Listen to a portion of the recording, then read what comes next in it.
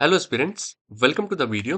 तो आज के इस वीडियो में लोग बात करेंगे बिजनेस स्टडीज के बारे में। तो हमारे कॉमर्स ग्रुप का एक और सब्जेक्ट है बिजनेस स्टडीज। तो इसके बारे में हम लोग बात करेंगे और चैप्टर वाइज एनालिसिस करेंगे बिजनेस स्टडीज का।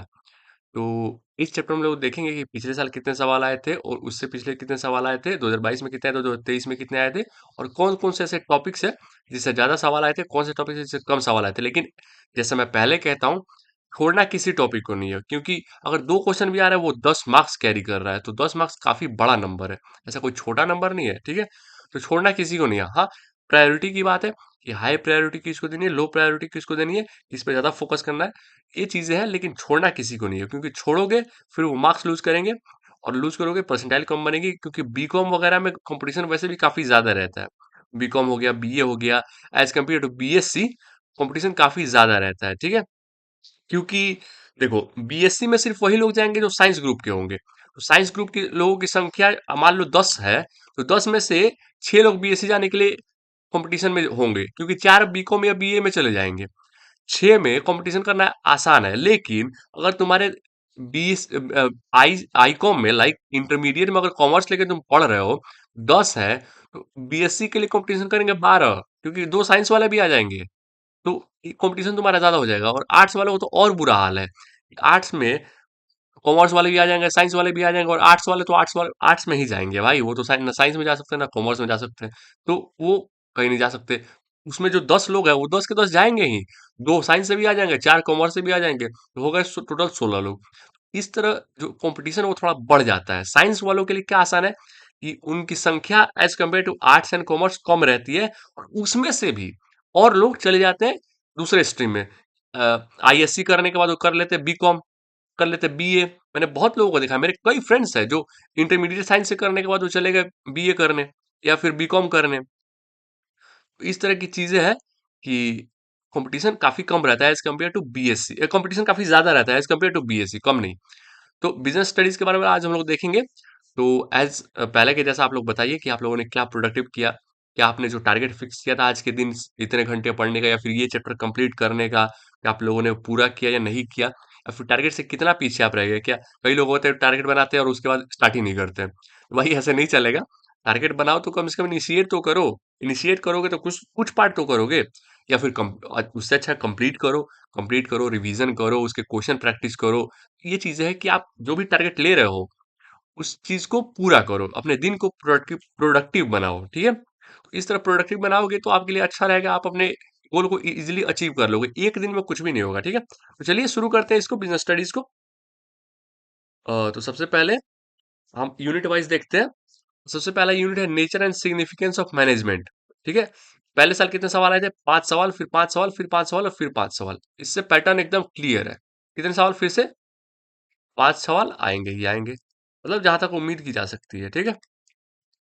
मैं बार बार कह रही हूँ, ये प्रिडिक्शन है। ये प्रिडिक्शन प्रीवियस डेटा के आधार पर दिया गया है। हालांकि मैं कर रहा हूँ, ये कोई मशीन लर्निंग मॉडल नहीं कर रही है, लेकिन काम वही है, बेसिक मोरलेस काम वही है। आगे चलते हैं principle of management. Principle of management से कितने सवाल आए थे? 6 सवाल, फिर 6 सवाल, फिर 7 सवाल, फिर 7 सवाल। तो फिर से अगेन 6 से 7 सवाल की उम्मीद आप रख सकते हो। ज्यादा चांस है कि 7 ही आएंगे, जैसा पिछले साल, पिछले 2 साल से आ रहे हैं। तो 6 से 7 सवाल की उम्मीद आप रख सकते हो। अगला है बिजनेस इन्वायरमेंट। बिजनेस इन्वायरमेंट से कितने सवाल आए थे? 5 सवाल, 5 सवाल, फिर 6 सवाल, फिर 6 सवाल। इससे 5 से 6 सवाल फिर से आ जाएंगे। और देखो यहाँ एक एक चैप्टर से 7 7 सवाल आ रहे हैं, 6 6 सवाल आ रहे हैं। समझ रहे हो कितने? 35 मार्क्स का वेटेज ये रख रहा है। 35 मार्क्स कम है, बहुत ज्यादा है। ये देखो, ये 30 मार्क्स का वेटेज रख रहा है। 6 सवाल इससे आ गए, 30 मार्क्स का वेटेज ये रख रहा है, ठीक है। प्लानिंग, प्लानिंग से कितने सवाल आए थे? एकदम एक स्ट्रेट लाइन की तरह 5 सवाल, हर साल 5 सवाल। 5 सवाल आए थे, तो इस साल भी 5 सवाल आने की उम्मीद है।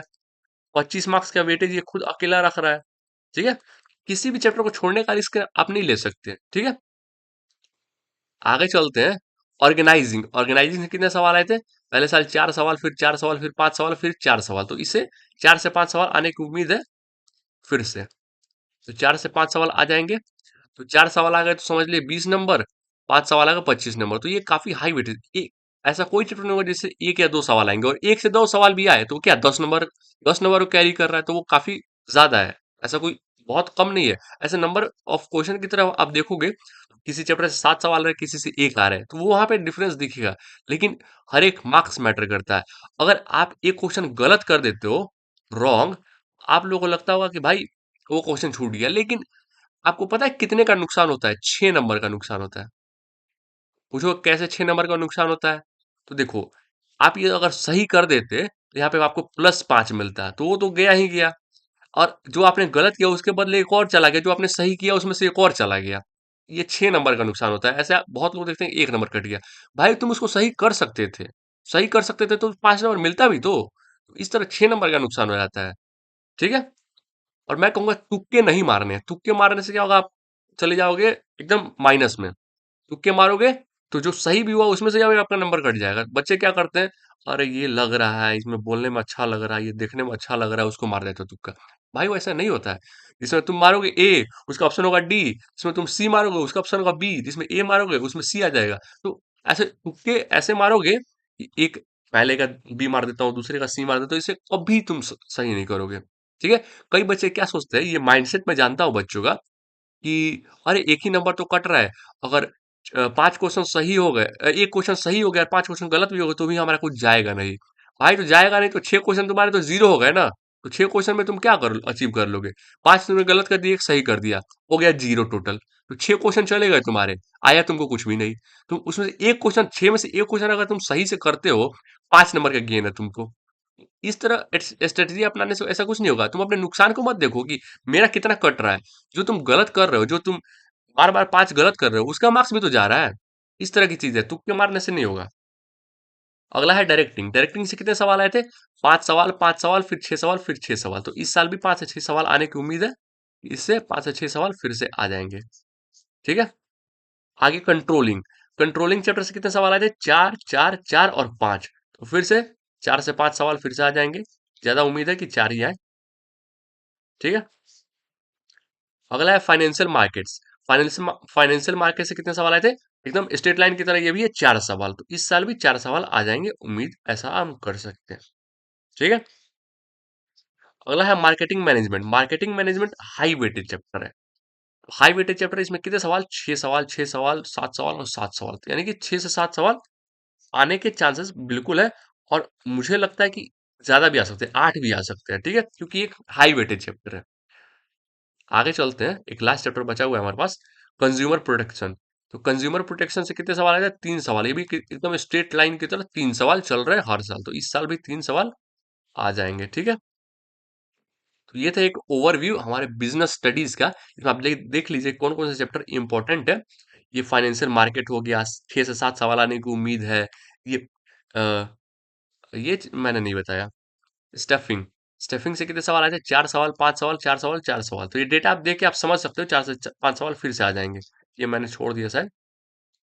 ठीक है? तो देखिए यहाँ पे ये डायरेक्टिंग से 5 से 6 सवाल आने की उम्मीद है, ये 4 से 5 सवाल आने की उम्मीद है कंट्रोलिंग से। तो ये 4 सवाल आने की उम्मीद है। फाइनेंशियल मार्केट से 6 से 7 सवाल आ सकते हैं, मार्केटिंग मैनेजमेंट से। तो इस तरह के जो हाई वेटेज चैप्टर है, कोई भी ऐसा चैप्टर आपको नहीं दिखेगा जो लो वेटेज है। तो सारे चैप्टर जो है हाई वेटेज है। किसी भी चैप्टर को छोड़ने का रिस्क आप नहीं ले सकते। ठीक है? तो आपको सारे चैप्टर से फोकस करना है। हाँ, जो हाई वेटेज है उसको बिल्कुल फोकस करना है कि उसको छोड़ना नहीं है। ठीक है? और तुक्के तो बिल्कुल नहीं मारने। तुक्के, कई लोग ऐसे सोचते हैं, जैसे मैंने बताया कि 5 गलत कर देंगे, 1 सही कर देंगे तो भी हमारा बैलेंस हो जाएगा। भाई बैलेंस कैसे होगा? बैलेंस कर, मान लो 5 सवाल तुमने गलत कर दिया, एक सही कर दिया, जीरो मिल गया तुमको। 6 सवाल तुमने सॉल्व किया, मिला कुछ भी नहीं। भाई उससे फायदा क्या हुआ? उन 6 में से तुम 1 या 2 सवाल सही कर देते, बाकी छोड़ देते, तो तुमको 5 या 10 नंबर मिल जाता। तो वो 5-10 का नुकसान ही है ना।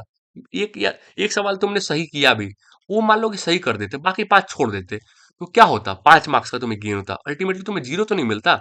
ये तुक्के मारने से पहले ये बच्चे ये नहीं सोचते, क्योंकि मैं भी स्टूडेंट रहा हूँ भाई। मेरी भी मेंटेलिटी यही थी कि नुकसान क्या है, इतने तुक्के में एक से तो सही हो जाएगा ही, 6 में से एक तो सही होना ही है। तो इस तरह के बच्चे सोचते हैं, लेकिन ये बहुत गलत स्ट्रेटजी है भाई। ऐसा नहीं होता है, तुक्के आपको नहीं मारने हैं। ठीक है? तो ये था एक ओवरव्यू बिजनेस स्टडीज को लेकर। तो आगे हम लोग और इकोनॉमिक्स से चैप्टर, इकोनॉमिक्स बोल रहा हूँ मैं, चैप्टर की बात करेंगे जो कॉमर्स के अंदर है। कॉमर्स के अंदर जो सब्जेक्ट है उसके बारे में हम लोग बात करेंगे। हमने बात की इकोनॉमिक्स के बारे में, हमने बात की बिजनेस स्टडीज के बारे में, हमने बात की अकाउंटेंसी के बारे में। आगे जो भी बचा हुआ उस पर बात करेंगे। फिर आर्ट्स की तरफ हम लोग चलेंगे। साइंस हमने पहले ही कवर कर लिया है, क्योंकि मैं साइंस से हूँ तो एक बायसनेस होती है साइंस की तरफ। दैट्स वाई हमने साइंस पहले कवर किया, ठीक है। और जो कंपटीशन की बात मैंने की, कंपटीशन कॉमर्स वालों के लिए ज्यादा है, आर्ट्स वालों की तुलना में थोड़े कम है, लेकिन साइंस वालों की तुलना में ज्यादा है। रीजन वही मैंने बताया कि जो नंबर ऑफ एस्पिरेंट्स है वो बढ़ जाते हैं आपके अंदर, आपकी स्ट्रीम में। साइंस वाले में क्या है कि 10 बच्चे हैं, मान लो यहाँ मैं लिख देता हूँ, 10 बच्चे हैं साइंस में, तो इसमें से आप समझ के चलिए 3 से 4 अदर स्ट्रीम में जाएंगे ही जाएंगे।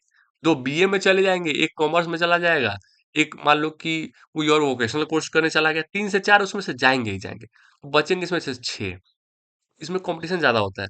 आपके अंदर 10 है, तो 10 में से मान लीजिए 2 बीए में चले गए, तो एक किधर से आ भी जाएगा, साइंस में से एक आ जाएगा, तो आपका बैलेंस अल्टीमेटली 9 हो गया, 9 या 10 11 भी हो जाएगा, कि जितने गए नहीं उससे ज्यादा आ गए। ये दिक्कत हो जाएगी। और आर्ट्स वालों को तो भाई कहना ही क्या, आर्ट्स में 10 है, तो इससे कोई जाएगा ही नहीं, कहाँ जाएगा। और इसमें से साइंस ग्रुप से भी आ गए, इससे कॉमर्स से भी आ गए, तो इसका हो जाएगा 16, 10 का 16, तो इसका कंपटीशन बहुत ज्यादा है भाई, आर्ट्स वालों की सबसे बुरी हालत है, ठीक है। तो ये चीजें है कि competition as compare to science आप में ज्यादा है, इस चीज को ध्यान में रखना है कि आपको ज्यादा स्कोर करना पड़ेगा अच्छे से, तो तुक्का मारने से वो होगा नहीं, ठीक है। तो चलिए आप बताइए कैसा लगा ये वीडियो, और मुझे क्या इंप्रूवमेंट की जरूरत है, और आपको कैसा लगा ये जो हमारा एनालिसिस था कैसा लगा, ये बताइए। और चलिए फिर मिलते हैं अगले वीडियो में, तब तक के लिए थैंक यू सो मच।